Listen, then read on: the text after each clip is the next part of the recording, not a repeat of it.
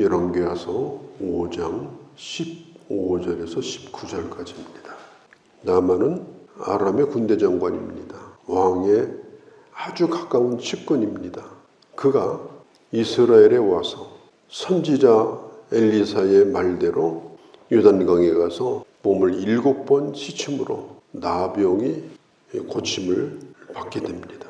하나님의 은혜로 고침을 받은 것입니다. 나만은 선지자에게 찾아옵니다. 그때 선지자를 처음 만나는 거예요.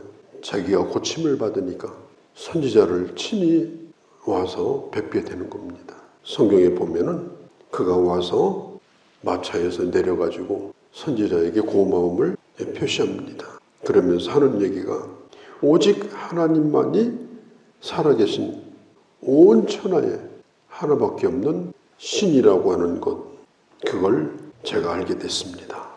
15절에 보면 이렇게 말해요. 내가 아나이다. 온 천하에 신이 없는 줄을 아나이다. 다른 신은 전부 다 죽은 신입니다. 그것은 다 헛겁니다. 내가 이제까지 섬겨왔던 것도 다 헛겁니다. 그것을 내가 오늘에 알게 되었습니다. 참 놀라운 일이죠. 그가 하나님을 알게 된 거예요. 하나님을 찬양합니다. 하나님을 예배하기를 원합니다.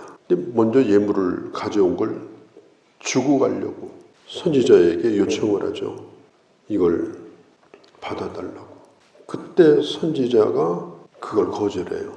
뭐라고 말을 하는가 하면 16절에 내가 섬기는 여호와다 이렇게 말합니다. 섬긴다는 말이 히브리어로 내가 함께 서 있다 그런 뜻이에요. 우리가 하나님을 섬긴다는 말은 뭐냐? 하나님과 함께 서 있는 거예요. 하나님이 내 증인이시고 모든 일 가운데 하나님께서 함께 하셨다. 하나님이 당신을 고친 것이다. 내가 고친 것이 아니다.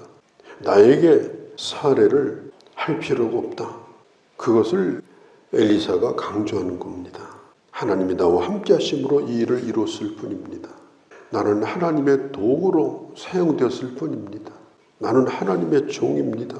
하나님이 하신 일을 가지고 뭔가를 취하려고 하는 이익의 도구로 삼으려고 하지 않았습니다. 이게 매우 중요합니다. 왜냐? 그 자리에서 작은 것이라도 그가 선물을 받았다. 죄는 아닙니다. 인간적인 예의로 얼마든지 할 수 있는 일입니다. 그러나 이것은 충분히 거래가 될 수가 있어요. 거래가 뭐죠? 거래가 끝나면 다시는 보지 않아도 되는 거예요. 거래가 끝나면 그 사람에 대한 책임이 없어요. 왜? 내가 받았으니까. 그래서 나만도 아무런 부담 없이 그것을 떠나도 되는 겁니다. 그런데 엘리사가 그 어마어마한 선물을 거절을 해요. 엘리사가 이걸 거절하니까 17절에 여기 매우 중요한 단어가 나와요. 그러면 당신은 나에게 대가를 바라지 않고 당신이 내게 원하는 것이 없다면 내가 어떻게 하면 좋겠습니까? 그러면 내가 뭘 하면 좋겠습니까? 그때 나만이 깨달은 게 있습니다. 17절에 보면 나만이 이르되 그러면 청하건대 노새 2마리 분량의 흙을 이 노새에다가 좀 싫도록 해주십시오. 왜냐하면 내가 돌아가서 이 흙으로 제단을 쌓고 이제 내가 다른 신을 섬기지 아니하고 내가 하나님을 예배하도록 하겠습니다. 하나님을 섬기겠습니다. 만일 엘리사가 대가를 받았다면 어떻게 되겠어요? 내가 뭐 값꽤 치렀지, 그 사람 뭐 받을 거 받았지, 홀가분하게 다시 돌아와서 우상 섬기고 했을 거예요. 그런데 이 나만이 그러면 내가 어떻게 해야 되겠는가? 이렇게 생각하다가 그가 생각한 것이 뭐냐? 나를 고쳐주신 하나님을 내가 예배하겠다. 나는 그 주님에게 갚겠다. 나는 그 주님의 은혜에 보답하겠다. 그 주님의 은혜에 응답하겠다. 내가 주님을 섬기겠다. 얼마나 이게 중요한 일입니까? 우리가 주님의 일을 한다고 자꾸 뭘 바라고 또 받아먹는 재미로 일하고 이건요 본인에게도 좋지 않고 상대방에게도 좋지 않은 거예요. 사람끼리 거래하고 있는 거예요. 오늘 이 엘리사가 작은 선물도 아니잖아요. 그걸 자기가 받아서 얼마든지 신학생들을 가르치고 얼마나 지금 돈이 많이 필요해요. 그런데도 받지 않은 이유는 뭐냐?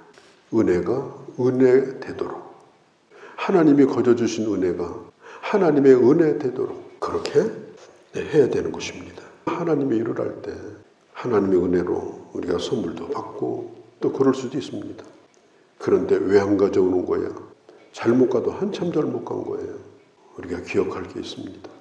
하나님의 일을 하면서 어떻게 하다 보면 대접도 받고 이러면 그게 습관이 돼가지고 왜 안 갖다 주나 이러면 이제 그때부터는 은혜가 아닌 거예요.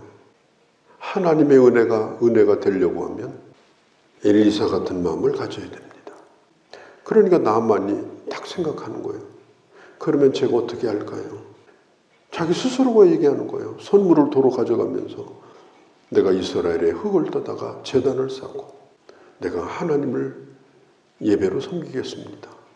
나만이 스스로 그런 이야기를 하는 것입니다.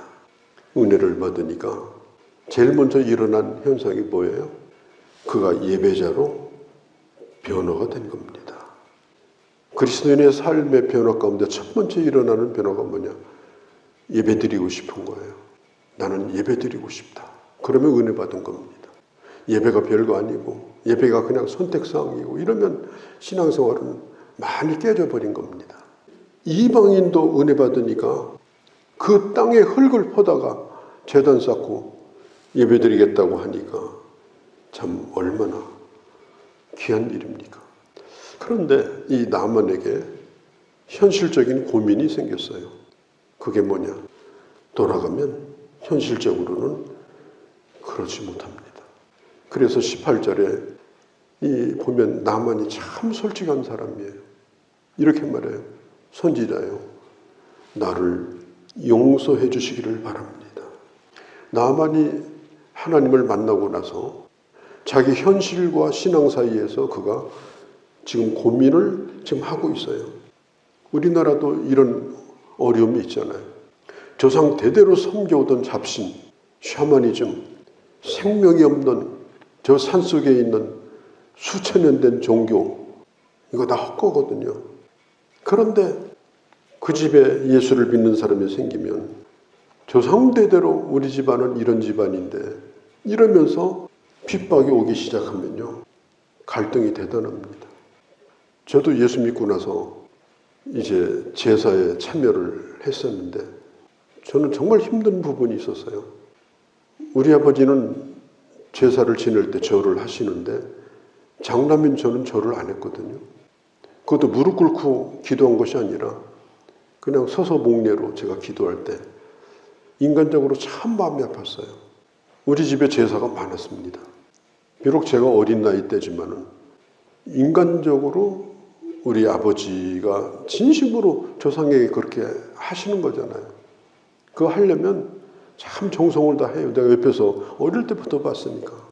그러면서 그거 술 따라놓고 절을 할 때 내가 큰아들인데 참 이게 서 있는 것이 쉽지 않더라고요. 근데 아버지는 예수를 안 믿어도 그걸 가지고 뭐라고 하진 않았습니다만은 뭐 그것뿐이겠습니까? 여러 가지가 걸렸어요. 그러니까 이 신앙생활을 시작하게 되면 이런 현실적인 고민이 당장 눈앞에 닥치는 거예요. 나만도 왕의 신임을 받는 그런 신하이기도 하고 경호 책임자이기도 합니다. 왕이 어디든지 가면은 다 따라다녀야 돼요. 신변을 보호해 줘야 돼요. 그런데 왕이 잘 가는 데가 어디냐? 림몬 신전이에요. 나만도 거기 가서 왕과 같이 그 의식에 참여를 해야 되는데 거기서 엎드리지 않고 어떻게 살아남을 수 있겠는가? 나만은 그게 너무 고민스러운 거예요. 그래서 솔직하게 선지자에게 얘기합니다. 나를 용서해달라고. 내가 한 분밖에 안 계신 하나님을 예배해야 되는데 내가 본국으로 돌아가면 그 우상을 섬기는 건 아니지만 내가 그 자리에 참여할 수밖에 없다. 그런데 이 말에 대하여 엘리사 선지자는 대답을 하지 않습니다. 가부간 답을 하지 않아요. 예를 들면 이스라엘로 귀화해라. 뭘로 돌아가냐, 이렇게 말할 수도 있지 않겠습니까? 그러나 신앙이라고 하는 것은 현실과 신앙은 따로 있는 것이 아닙니다. 신앙은 분명해야 되고 현실 속에서 신앙을 지켜야 되는 겁니다. 어디 따로 공간 마련하고 자기들끼리 모여서 자기들만의 신앙이라는 건 의미가 없어요. 엄연한 현실, 힘든 현실 속에서 지킬 수 있어야 그게 비로소 신앙이 되는 거예요. 그래서 엘리사도 가지 말라 이렇게 말씀하지 않았어요. 다만 그를 위해서 축복을 빕니다. 축복을 빌었다는 건 뭐예요? 평안히 가라 이렇게 말해요. 하나님께서 당신의 갈 길을 인도할 테니까, 하나님께서 당신을 지켜줄 거니까 걱정하지 말고 가라. 그 현실 속에서 하나님이 주신 은혜를 잃어버리지 말고 지키도록 해라. 그 집에 있는 어린아이 종도 그 비참한 환경 속에서도 자기 주인에게 전도해가지고 복음을 전하고, 그래서 자기가 지금 고침받았잖아요. 처지가 그 아이만 하겠습니까? 어려운 현실이지만은 그러나 그곳에서 예배자로 살도록 해라. 당신이 고백한 대로 살도록 해라. 그래서 엘리사가 나만을 붙들지 않고 다만 축복을 해주고 평안을 빌었던 것입니다. 신앙과 현실은 별개가 아닙니다. 내 신앙이 참이라면 현실 속에서 믿음대로 살아야 됩니다. 우리는 현실만 있는 사람이 아니라 현실 속에서 우리의 믿음을 지키고 또한 드러내는 선교적 삶을 사는 것이 바로 우리가 오늘 서 있는 현실이다. 이걸 잊어버리면 안 돼. 그렇게 하고 지금 나만이 돌아가는데 그걸 가만히 옆에서 지켜보던 이 게하시가 아무런 선물도 받지 않고 나만을 돌려보내는 걸 보면서 도무지 이해가 되지 않았어요. 뭐라고 얘기하는가 하면 20절에 게하시가 하나님의 이름을 걸고 맹세하면서 선물 받는 것이 무슨 잘못된 거냐. 자기 스스로가 자기에게 얘기하는 거예요.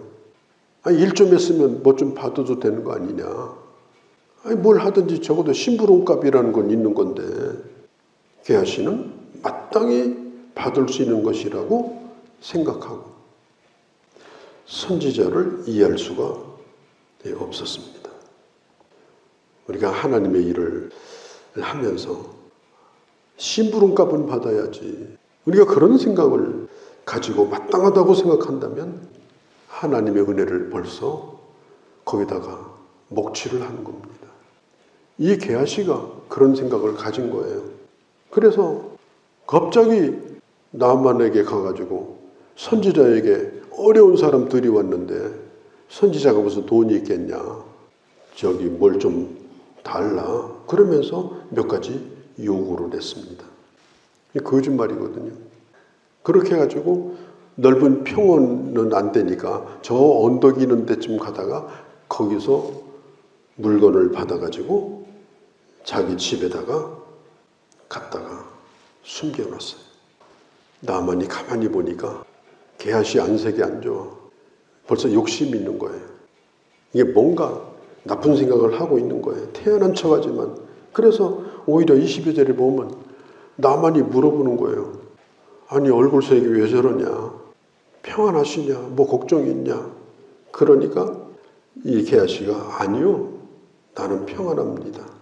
그런데 할 얘기가 있습니다. 그리고 선물을 받아서 숨겼습니다. 그리고 시치미를 떼고 선지자에게 왔을 때 선지자가 두 가지를 얘기해요. 첫 번째, 어디 다녀왔는가? 두 번째, 지금 그렇게 할 때인가? 어디 다녀왔느냐? 그걸 묻는 것은 기회를 주는 겁니다. 선지자가 말합니다. 내 마음이 함께 가지 아니하였느냐? 이 말이 무슨 뜻이냐면 나 엘리사가 누군지 네가 잘 알지 않느냐? 내가 어떤 사람인지 내 마음을 다 알면서 그걸 가서 선물을 받았냐? 하나님의 뜻을 거스리고 자기 스승의 뜻을 거스린 겁니다. 두 번째, 선지자가 이렇게 묻습니다. 26절에 지금이 그렇게 할 때냐? 지금이 은이나 옷을 지금 받을 때냐? 지금 이 사람이 은혜 받아가지고 본국에 돌아가서 목숨 걸고 지금 하나님 예배해야 되는데 자기 지금 모든 직을 다 걸고 예배자로 살아야 되는데 이 사람 뒤쫓아가서 지금 선물 달라고 했냐? 이러면 은혜가 은혜 되겠냐? 이 땅에 흙을 퍼가지고 가면서 제단 쌓으려고 하는 사람에게 지금 하나님의 은혜를 거래로 만들었냐? 지금이 어느 때인가? 지금이 그렇게 할 때냐? 그 사람은 초신자고 은혜 받은 사람이고 고마우니까 뭐든지 주고 싶지만 그러나 받아서는 안 되는 사람인데 그렇게 끝내려고 했는가? 엘리사가 너무너무 그게 마음이 아팠습니다. 왜? 하나님의 은혜를 가렸기 때문에. 그 순간 나아만에게 붙었던 그 나병이 게하시에게 옮겨갑니다. 그리고 게하시는 그날부로 선지자 엘리사의 비서직을 완전히 내려놓습니다. 엘리사는 다시 게하시를 만나지 않았습니다. 그는 병에 걸려서 저 광야로 쫓겨나고 말았습니다. 지금이 그럴 때인가? 하나님의 영광을 먼저 생각해야 되는데 하나님의 교회를 먼저 생각해야 되는데 부스러기 가지고 어떤 욕심을 채우려고 했는가? 이 게하시에게 임한 이 하나님의 형벌 이것이 정말 나와 상관이 없는 일인가? 다시 한번 생각해 볼 필요가 있습니다. 교회가 교회되고 은혜가 은혜 되려고 하면 우리가 어떤 자세를 가지고 하나님의 교회를 섬기고 성도를 섬겨야 되는가? 우리가 이걸 다시 한번 기억을 해야 되는 것입니다. 거룩하신 우리 아버지, 오늘 두 가지 이야기를 저희가 나눴습니다. 또 두 가지의 다른 사람들을 만납니다. 은혜 받아서 뭐든지 다 주고 싶은 사람, 그걸 빌미로 뭔가 받고자 하는 사람, 우리는 받은 은혜를 갚고 싶은 마음으로 살지언정 하나님의 은혜를 거래로 만들어서 뭔가 챙기는 일에 익숙한 자가 되지 않도록 저희들을 붙들어 주셔서 나도 은혜의 길을 걸어가고 다른 사람도 은혜의 길을 걸어갈 수 있도록 만들어주는 그런 저희가 되게 하여 주옵소서. 우리 주 예수님의 이름으로 기도하옵나이다. 아멘.